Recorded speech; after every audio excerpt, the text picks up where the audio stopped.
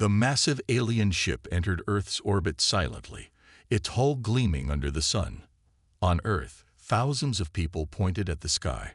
News channels showed the same images over and over. Military bases around the world went on high alert. In the White House Situation Room, President Howard looked at the screens with a deep frown. Any response to our messages? Nothing yet, sir, said General Paul Davis, his face tense. Then it happened. Every screen, phone, and computer on Earth showed the same message. We come in peace. We are the Galactic Council. We wish to meet. 3 days later, 5 alien representatives landed at a specially prepared area in Geneva. They had blue skin, stood 7 feet tall, and moved with a grace that seemed impossible. Their leader stepped forward and spoke in perfect English. I am High Arbiter Zach Swoon. We represent the Galactic Council, a union of 27 spacefaring species. We have been watching Earth for some time. John Miller, the human ambassador chosen to lead the Earth delegation, stepped forward. We welcome you to Earth. We have many questions. As do we, Zach Swoon replied. Its large eyes blinked slowly. Your species has developed quickly. Some find this concerning. Major Susan Clark, standing beside Ambassador Miller, narrowed her eyes. She didn't like the aliens' tone. In the meetings that followed, the council members explained their purpose. They monitored developing species and invited them into the galactic community when they were ready. The aliens showed videos of amazing worlds, advanced technology, and peaceful cooperation between different species. But when Ambassador Miller asked about Earth joining this community, the mood changed. Earth may join as a probationary member, Zach Swoon said, with certain restrictions. The restrictions shocked the human delegation. Earth could not build colonies beyond Mars. Human ships could not travel more than 5 light years from the sun without council permission. Earth had to share all its technology, but would only receive limited council technology in return. This isn't fair, Susan said during a private meeting. They're treating us like children. John nodded. I know. But look at their ships, their technology. We don't have much choice right now. Something feels wrong about this, Susan insisted. Did you notice how some of them look at us? Like we're dangerous animals. After 2 weeks of talks, Earth's leaders reluctantly agreed to the terms. The United Nations voted to accept probationary membership in the Galactic Council. What the humans didn't know was that a private council meeting had occurred the night before. In a secure room on their ship, the council members had debated Earth's future. These humans develop weapons too quickly, said Krelzak, a reptilian delegate. Their history is filled with war. They show promise too, argued Ilar, a small, wise-looking alien. Their art, their compassion, their determination. High Arbiter Zach Swoon raised a hand for silence. The majority has voted. Humans will be contained and observed. Their development will be slowed until we determine if they can be trusted. And if they object, asked another member. They won't know the true restrictions until it's too late, Zach Swoon replied. By then, we will have measures in place. On Earth, celebrations began. People looked to the stars with new hope. Humans would join a galactic community. They would learn and explore. In his apartment, John Miller looked out his window at the night sky. The alien ship glowed faintly above the clouds. He should have felt happy. Instead, he felt uneasy. I hope we made the right choice, he whispered to himself. Above him, in their ship, the council prepared to implement their containment plan for humanity. They had done this before with species they deemed potentially dangerous. Some had accepted their place. Others had not. The council did not yet know which path humans would choose. They did not yet know they had made a terrible mistake. 20 years passed since first contact. Earth had changed. Smooth alien buildings now stood next to human structures. Council ships came and went. Alien tourists walked the streets of major cities, staring at humans with curiosity. But not everything was good. The Council's rules grew stricter each year. Earth's requests for expansion were always denied. Dr. Alan White worked late in his lab at the Global Science Center in Boston. His research team had created a new engine that could take ships faster and farther than ever before. Yet he knew the Council would never approve it. "Still working, Alan?" asked Dr. Nancy Foster as she entered the lab. She carried 2 cups of coffee. "Just finishing up," Alan said, accepting the coffee gratefully. "Had to hide some data before tomorrow's Council inspection." Nancy frowned. "Again, that's the 3rd time this month. They don't want us advancing too quickly," Alan said quietly. "But we need these breakthroughs if we're ever going to solve Earth's problems." Earth faced serious challenges. The population had grown to 11 billion. Resources were stretched thin despite new technologies. Many people believed the Council was holding humanity back on purpose. In space, a massive Council station orbited Earth. Inside, representatives from member species met in the Grand Chamber. The room was filled with beings of all shapes and sizes. Some looked almost human. Others were completely alien. Supreme Commander Vexthor of the Draconians stood to speak. His scaled skin gleamed under the lights. His voice boomed through the chamber. "The human problem grows worse," he said. "Their scientists continue to develop technologies beyond approved levels. They build ships with hidden capabilities. They question our authority." The Council members murmured among themselves. Some nodded in agreement. "I propose stronger restrictions," Vexthor continued. "More inspectors, limits on their research, penalties for violations." Arla, the delegate from Arcturus, stood up. She was one of the few who supported humans. "The humans have followed our major rules for 20 years, she argued. "They haven't expanded beyond Mars, as agreed. They deserve more freedom, not less." The debate continued for hours. In the end, they voted. Vexthor's proposal passed easily. Earth would face even tighter controls. Back on Earth, President Laura Bennett received the news in the Oval Office. Her advisors watched nervously as she read the Council's new demands. "They want access to all our research facilities," she said.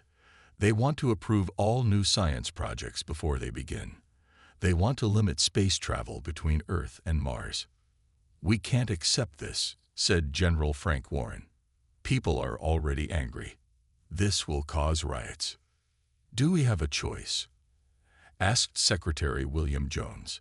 "Their ships could destroy our planet if they wanted to." President Bennett looked out the window at Washington, D.C. A Council ship hovered in the distance, a constant reminder of alien oversight. "Get me Ambassador Miller," she said finally. John Miller was older now. His hair had turned gray. He had spent 20 years trying to improve relations with the Council. He had achieved little. "Madam President," he said when they met, "these new restrictions are just the beginning. Some Council members want to control everything we do." "Why do they fear us so much?" she asked. "Because they see what we could become," John answered. "In just 20 years, we've caught up to technologies that took them centuries to develop. They're afraid." That night, secret meetings took place around the world. In underground labs, hidden bunkers, and private homes, humans made plans. Scientists shared forbidden research. Military leaders discussed options. Regular people talked about a future without alien control. On the Council station, Arla looked at images of Earth. She sensed the humans' growing frustration. She had tried to warn the other members, but they wouldn't listen. "They're making a mistake," she whispered to herself. "Humans won't be contained forever." The research ship Horizon drifted silently through space. Captain Richard Hayes stood on the bridge, watching as his crew collected data from a nearby asteroid. They were 5 light years from Earth, at the very edge of permitted space. "Sir, I'm picking up a signal," said Linda Evans, the communications officer. "It's Draconian." Richard frowned. The Draconians were the most hostile species in the Council toward humans. "How far?" he asked. "Coming in fast from behind the moon," Linda replied. "They're not responding to our identification broadcast." Richard grabbed the ship's comm. "All crew, secure stations. We may have a situation." Before he could say more, the ship rocked violently. Warning lights flashed red. "We're hit," yelled Jeff Brown, the engineer. "Port thrusters down." On the view screen, a massive draconian warship appeared. It was at least 5 times larger than the horizon. "Open a channel," Richard ordered. "This is Captain Richard Hayes of the Earth research vessel Horizon. We are in permitted space under Council Regulation 15V. Please cease fire." The only response was another blast. The ship shook harder. "Hull breach on Deck 3, Jeff shouted. "We can't take another hit like that." Richard made a quick decision. "All hands, abandon ship. Get to the escape pods now." But it was too late. The draconian ship fired again, and the Horizon exploded in a ball of fire. All 87 crew members were lost.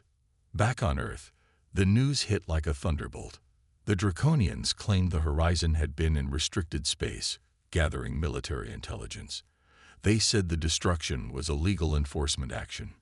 In the White House, President Laura Bennett slammed her fist on the table. "This is murder," she said to her advisors. "They destroyed our ship without warning. We have tracking data proving the Horizon was in permitted space." Ambassador Miller looked grim. "The Council is already calling it an unfortunate incident. They're accepting the draconian version of events." "And our evidence?" asked General Warren. "They say it was manufactured," Miller replied. "They won't even review it." Around the world, protests erupted. People marched in the streets, demanding justice for the Horizon crew. Some attacked council buildings. In her private lab, Dr. Maria Gonzalez worked frantically. For years, she had led a secret project developing a new propulsion system. Now her team worked day and night. "We're close," she told Dr. Alan White when he visited. "The drive can fold space in ways the Council thought impossible." Alan looked at the complex machine. "Will it work for large ships?" "Larger than anything we've built before," Maria said. "It could take us far beyond Council space." In Geneva, an emergency United Nations session was called. Representatives from every nation gathered to discuss the crisis. President Bennett addressed them. "For 20 years, we have followed Council rules. We limited our growth. We share our resources. In return, they have restricted us, controlled us, and now they have killed our people." The hall was silent as she continued. "I have tried diplomacy. I have tried cooperation. Both have failed. Today, I ask the nations of Earth to vote. Do we continue under Council rule, or do we chart our own path among the stars?" The vote was unanimous. For the first time in decades, all nations of Earth agreed on one thing. On the Council station, Arla received the news first. She rushed to the main chamber where the other representatives were gathered. "Earth has formally withdrawn from the Council," she announced. "They demand all Council personnel leave Earth space within 30 days. Laughter erupted from some members. Vex Thor, the Draconian leader, seemed amused. "Let them posture," he said. "Where will they go? What will they do? They are trapped in their little system." But Arla noticed something in the official message that others had missed. At the bottom was a single line: "Humanity departs." She felt a chill. Something big was happening, and she feared the Council had pushed humans too far. Strange things began happening on Earth. Factories operated day and night. Space stations grew larger. Huge ships were built in orbit, bigger than anything humans had made before. The Council sent messages demanding explanations. Earth's leaders replied with vague answers or ignored them completely. On the Council station, Vex Thor was furious. "They defy us openly now. We must show them their place." "Perhaps we should listen to their concerns first," suggested Arla. The Horizon incident was justified. Vex Thor interrupted. "If humans cannot follow simple rules, they must face consequences." The Council voted to impose sanctions on Earth. No trade, no travel, no communication with other worlds. On Earth, people barely noticed. They were too busy working on the greatest project in human history. Deep beneath the Rocky Mountains, President Bennett met with leaders from around the world in a secret command center. Screens showed the progress of the evacuation plan. Phase 1 is complete, reported General Warren. The first-generation ships are ready. What about the sleeper vessels? Asked the Chinese president. 90% complete, said Dr. White. Dr. Gonzalez's drive systems have been installed in all major ships. Ambassador Miller looked at the numbers on one screen. 11 billion people. Can we really move everyone in time? We have to, President Bennett said simply. In space, massive ships moved into position around Earth. They were designed to carry millions of people each. Some had huge gardens and farms inside. Others held people in sleep chambers that would keep them alive for the long journey. On Mars, similar preparations were underway. The entire colony was being dismantled. Council observers reported these activities, but their leaders failed to understand what was happening. They thought humans were building defenses or preparing for a foolish war. Let them waste their resources, said Krulzak. They cannot stand against the Council. Only Arla seemed worried. What if they're not preparing to fight? What if they're preparing to leave? Her words were dismissed. 3 months after withdrawing from the Council, the first ships began to depart. Each carried hundreds of thousands of people, their possessions, plants, animals, and everything else needed for a new start. The ships used Dr. Gonzalez's new drives to slip into a space between dimensions, vanishing from normal sensors. By the time Council scientists detected the strange energy signatures, dozens of ships had already gone. Inside one of the control centers, Dr. Maria Gonzalez watched the departure board as green lights appeared one by one. Pacific region, all ships away, announced a technician. European Union fleet, now departing, said another. Maria felt tears in her eyes. The work of her lifetime was succeeding. Humanity was escaping. In Washington, D.C., Ambassador Miller walked through empty streets. Most people had already gone to the launch sites. Soon, the entire city would be empty. His communicator buzzed. A Council signal. After months of silence, they wanted to talk. "This is Miller," he answered. "Ambassador, this is Arla. Please explain what's happening. Where are your people going?" John looked up at the sky. "To find our own destiny, Arla. Away from the Council and its rules." "But where? How?" "The sanctions no longer matter," John said. "We found our own way." In orbit, Admiral Kevin Ross supervised the last major departures from North America. His flagship was among the last scheduled to leave. "Admiral, Council ships approaching," reported his second-in-command. "They're demanding we stop all launches." Kevin smiled slightly. "Too late. We've already moved most of Earth's population. Tell our remaining ships to prepare for final departure." He opened a channel to all frequencies, including the approaching Council vessels. "This is Admiral Kevin Ross of Earth. We go to find our own destiny among the stars. May you find wisdom in our absence." One by one, the last great ships of Earth activated their drives and vanished, leaving behind an empty world that had once been the home of humanity. 8 months passed since the last human left Earth. The planet stood silent, its cities empty but perfectly preserved. No explosions had marked humanity's exit. No wars had been fought. They had simply gone. The Council was shocked.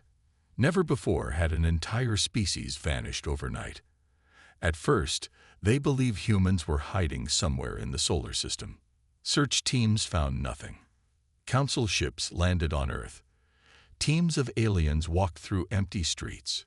They found homes with dishes still on tables, cars parked neatly in driveways, and parks with playground equipment gently swinging in the breeze.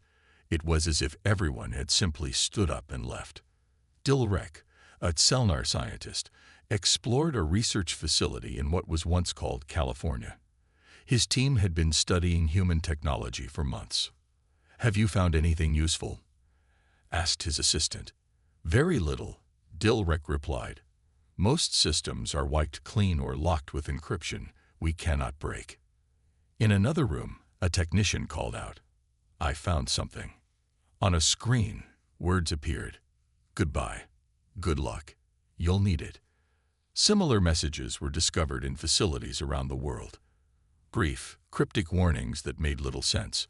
On the council station, an emergency meeting was called. Representatives argued about what to do with the abandoned Earth.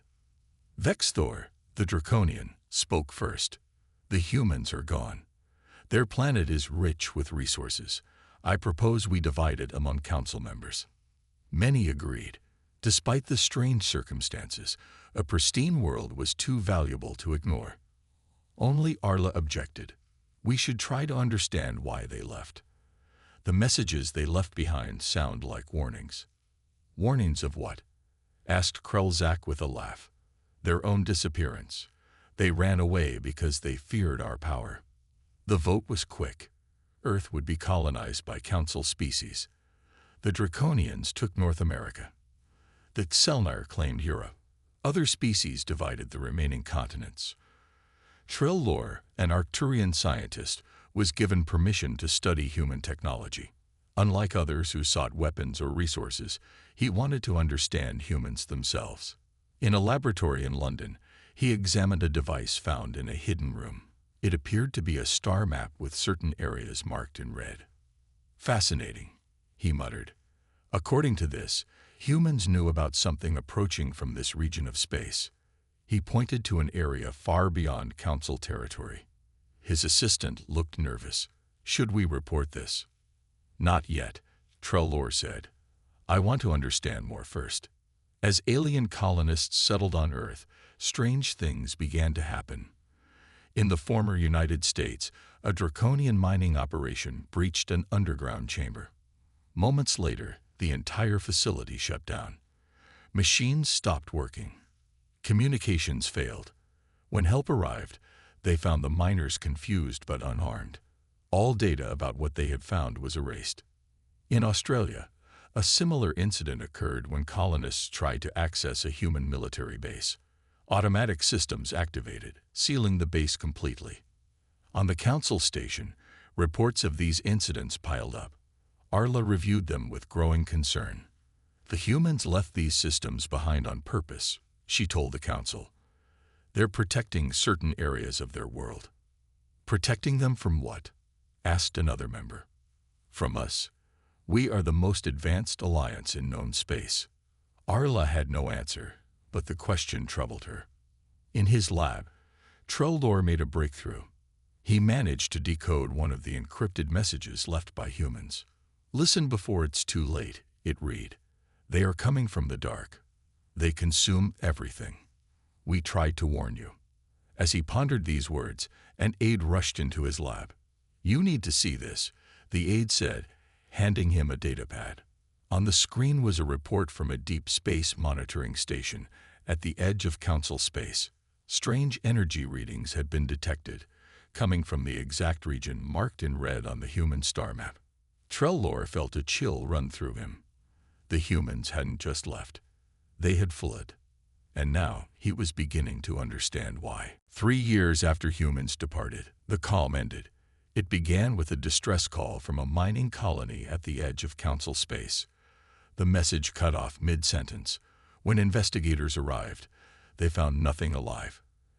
Every organic thing had been consumed, leaving only metal and stone behind. 3 more colonies went silent that month. Scout ships sent to investigate never returned. On the council station, fear spread as reports arrived. Something was attacking council worlds, and nothing seemed to stop it. Arla stood before the full council, her usual calm replaced by urgency. The outer colonies are falling one after another. We must act now. Vexthor, still proud despite the growing crisis, scoffed. These are merely pirates or raiders.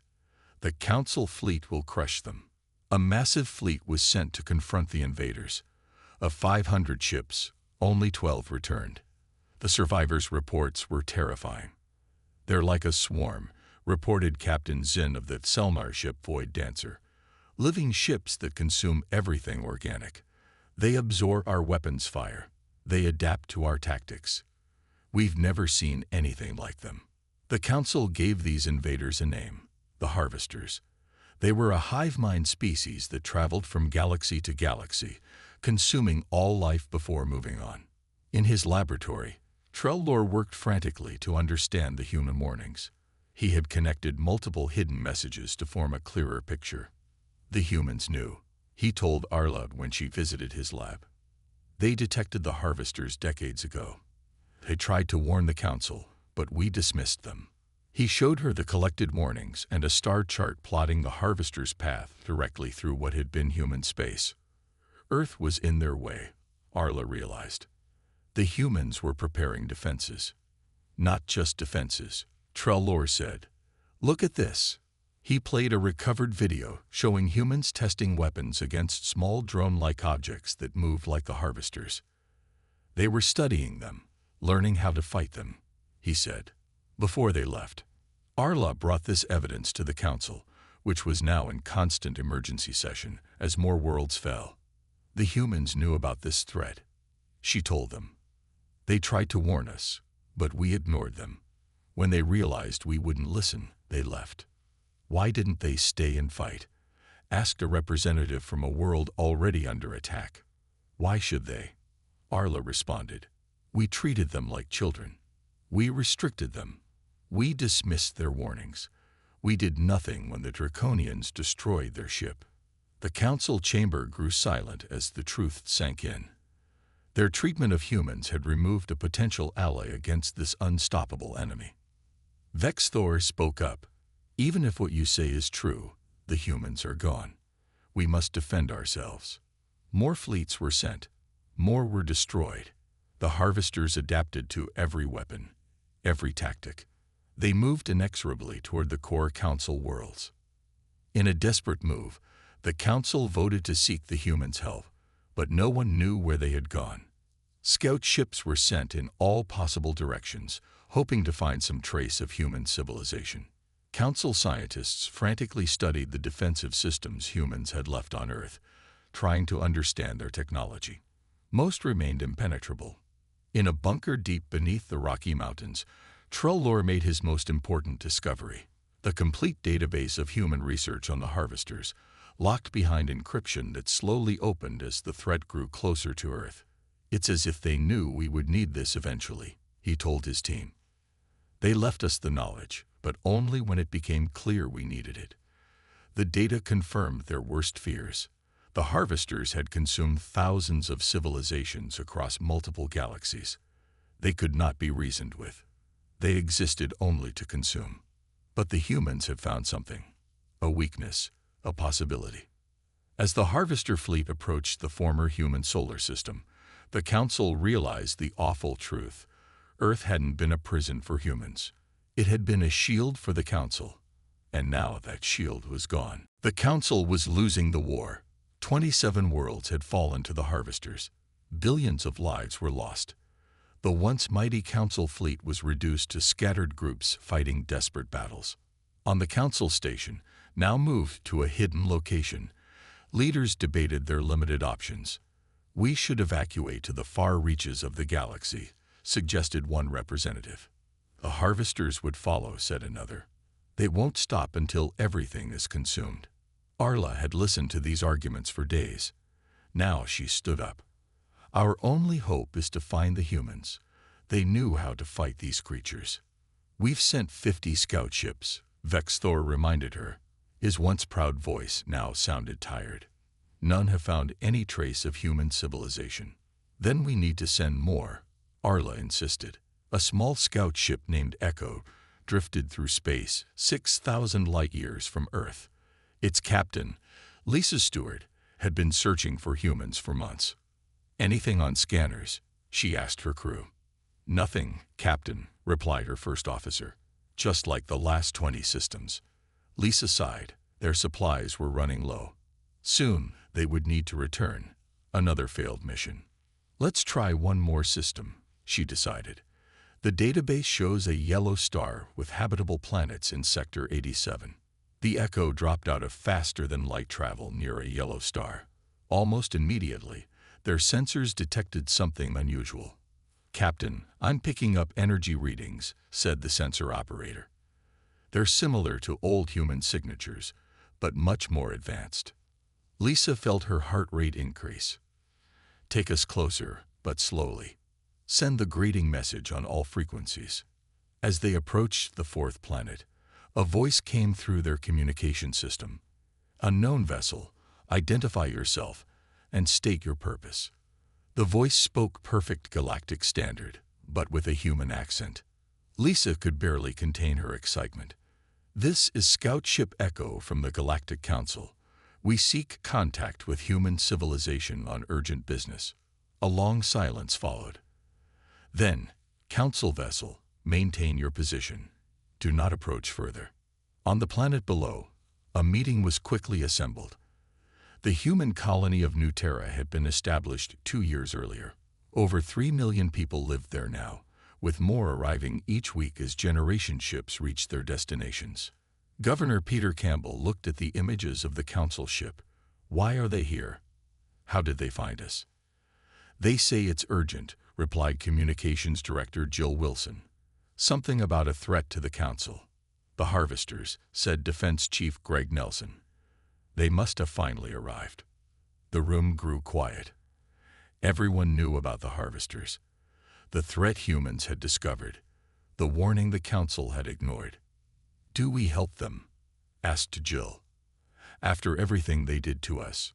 Peter thought about this carefully. "Contact Central Command. We need instructions from Earth Fleet." In deep space, thousands of light years away, the massive human fleet continued its journey. Most ships carried sleeping humans to new worlds. Others, like the Defender, served as military escorts. On the Defender's bridge, Admiral Carol Foster received New Terra's message. She had been expecting something like this eventually. "So the Harvesters have reached Council space," she said to her officers. "And now they want our help." "What do we do?" asked her second-in-command. Carol thought about the years of restrictions, the destroyed research vessel, the Council's arrogance, but she also thought about the innocent lives at risk. "Send a message to all human settlements and fleets," she ordered, "and prepare a response for New Terra." Back on the colony, Peter received the reply from Admiral Foster. He nodded as he read it, then opened a channel to the waiting Council ship. "Echo, this is New Terra Colony. A representative will meet with you. Prepare to receive docking instructions." In her quarters, Lisa could hardly believe they had succeeded. They had found humans. But would they help? Hours later, she stood in a simple meeting room. The door opened, and a human man entered. "I am Eric Wells, Commander of New Terra Defense," he said formally. "Why has the Council sought us out after all this time?" Lisa took a deep breath. "We need your help. The Harvesters are destroying our worlds. We cannot stop them. You were right all along, and we were wrong. Terribly wrong." Eric's face showed no emotion. "It may be too late, but I will bring your plea to our leaders." On the Echo, Lisa sent an urgent message back to the Council. "Humans found. First contact established. Awaiting their decision." For the first time in months, a small hope flickered in the darkness. 3 weeks after the Echo discovered New Terra, a single human ship appeared near the Council station. It was unlike anything the Council had ever seen. Sleek in silver, it moved with impossible grace. Its hull showed no visible weapons, yet sensors indicated power readings far beyond any Council vessel. On the station, Council members gathered in the main chamber. Once home to proud debates about galactic policy, the room now held the survivors of a dying civilization. "A human vessel has arrived," announced the station commander. "They're requesting permission to dock." Arla felt hope for the first time in months. Granted immediately. When the airlock opened, 2 humans entered. Commander Eric Wells walked alongside a woman in a formal uniform. "I am Olivia Martinez, diplomatic officer of the Earth Fleet," she announced. "We have received your request for assistance." Vex Thor stepped forward, his once imposing figure now humbled. "We welcome you and thank you for coming." "We haven't agreed to help yet," Olivia said coolly. "First, we need to understand the situation." The humans were shown to the Council chamber. There, they listened as the Council described the Harvester attacks, their failed defenses, and the millions of refugees fleeing toward the galactic rim. Eric studied the star maps showing harvester movements. They're following the pattern our scientists predicted years ago. They've consumed approximately 30% of Council space. "Can you help us?" asked Arla. "Do humans know how to fight these creatures?" Olivia and Eric exchanged glances.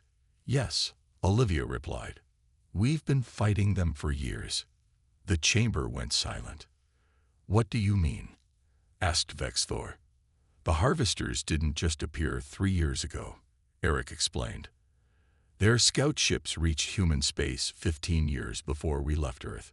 We captured several, studied them, learned how they communicate and think." "Why didn't you tell us?" demanded a council member. Olivia's expression hardened. "We did, multiple times. Your council dismissed our reports as primitive paranoia. When we tried to build defenses, you restricted our technology. When we wanted to expand to create buffer colonies, you forbade it."